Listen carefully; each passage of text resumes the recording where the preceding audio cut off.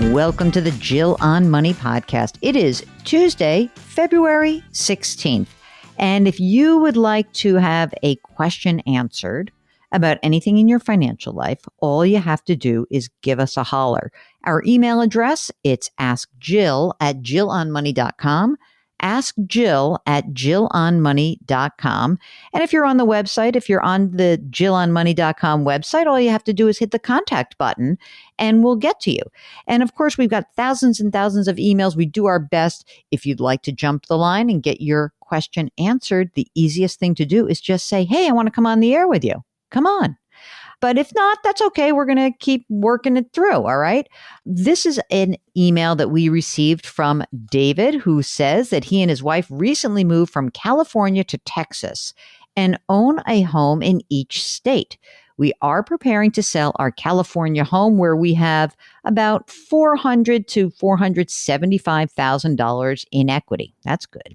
The Texas home has an outstanding mortgage balance of $640,000. It's a 3.6% 30-year fixed rate mortgage. We expect to sell the California house in the spring. And given recent interest rates, we are inclined to roll all of the equity from the California house into our Texas house during a refi. That's interesting. I wonder why.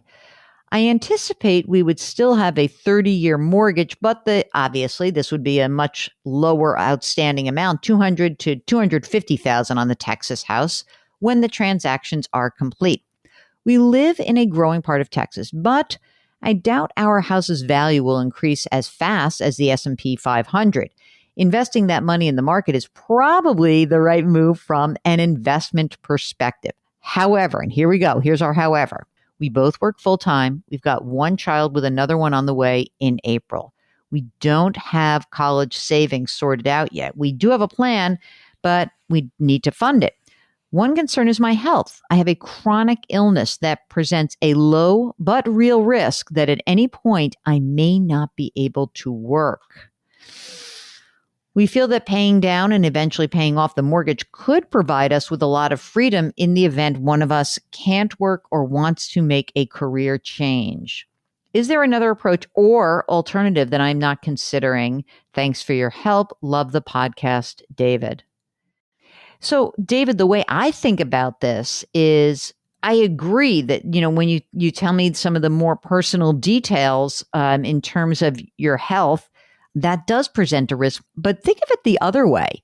Think of it as once you've put that money down into the house, you've lost the liquidity. Now, I don't know what else is going on in your financial life. Maybe you've got tons of money saved in retirement funds or some non-retirement funds. The more conservative approach is not to pay down the mortgage, but to invest the money in not a wildly aggressive S&P 500 only kind of account, but in a balanced account where you give up some upside, where you can protect some on the downside, but that you keep those assets available to you. Because think about this.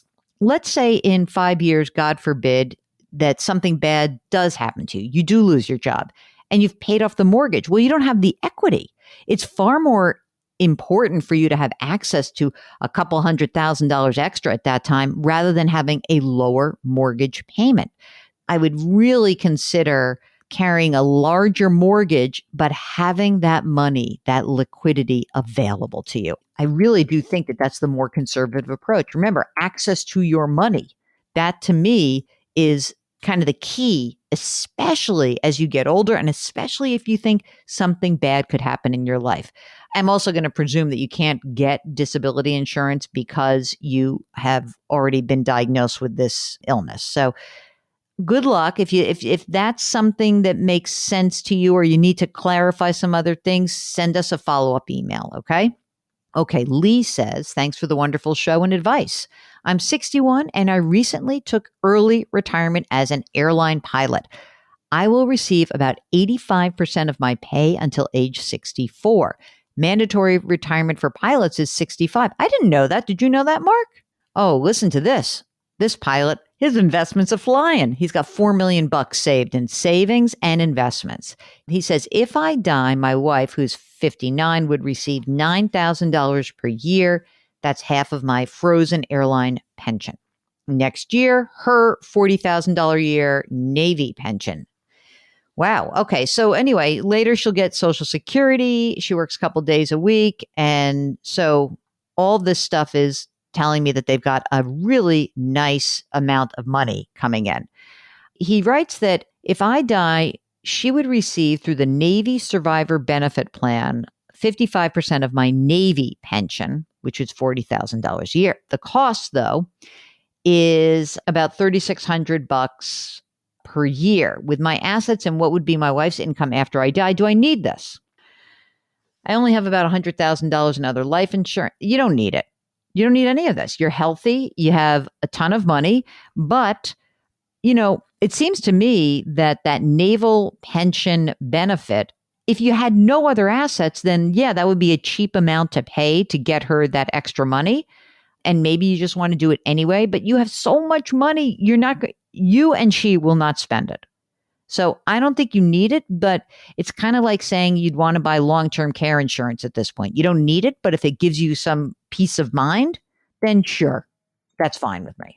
Just shows you, though, you put your time in, you serve in the nation, you work as a pilot.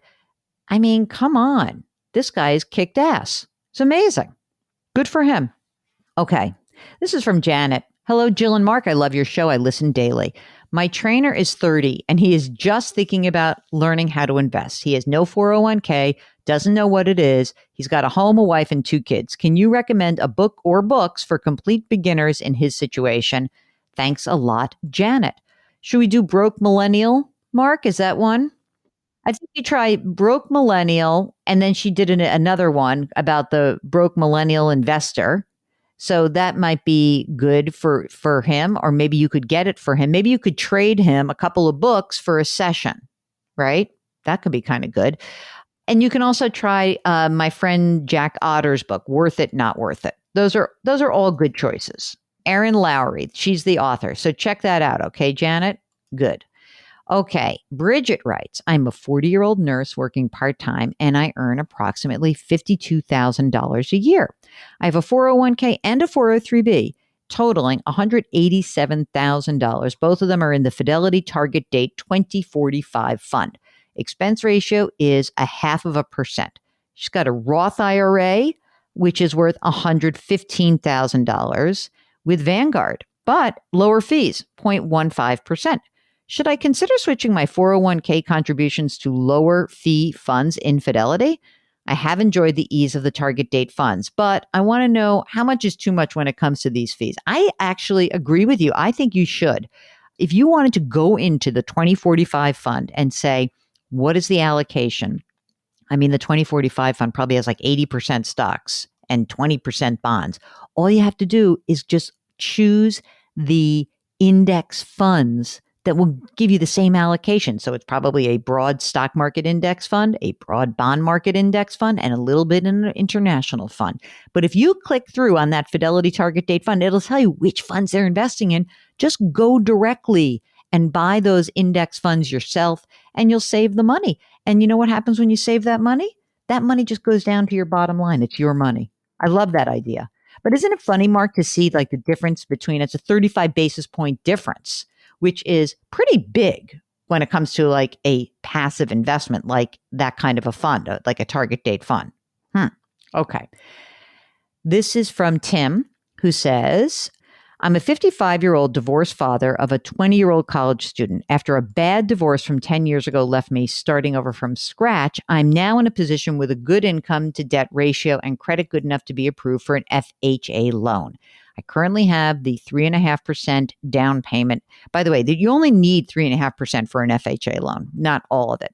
He says the closing costs are a major hurdle. Do you think there is a chance that the Biden $15,000 first-time homebuyer tax credit may take place in the near future? I don't know. I'm like actually against this. You might as well wait at least a little bit, because the longer you wait, the more that you are going to be in a better position. And you'll probably have the answer to this tax credit question in, I don't know, probably within the next 3 months or so. He says the tax credit would be a lifesaver for me if it passed, but I'm not sure how long that could be. And the other question is, if he could come up with the money now through a family loan, would I still be able to take advantage of the tax credit if it is passed after purchasing a home? Any advice you have would be greatly appreciated. First of all, I don't know if it's going to happen or not. Usually when these kinds of things happen, they're retroactive, but don't pull the trigger yet. Don't do it yet. Maybe renting is not the worst thing in the world. Maybe it's a really good thing. And I'd hate for you at age 55 to take all the money you have in the world and plunk it down on a house. So I'm not convinced that owning is better for you, but I sure would like to hear more details. Okay? All right, that's it. That's the show. It goes by so quickly. If you wouldn't mind, subscribe to this podcast wherever you're listening. Maybe it's Apple or Spotify or Stitcher or radio.com. If you're listening to us online through our website or through YouTube, just hop on to the JillOnMoney.com website and you can subscribe there. Send us your questions to askjill@JillOnMoney.com. Ask Jill at JillOnMoney.com. Leave us a rating or review. Mark says it helps. I don't know why, but it does. Wash your hands, wear your masks, maintain your physical distancing, put your hands metaphorically on someone's back. Thanks for listening. We'll talk to you tomorrow.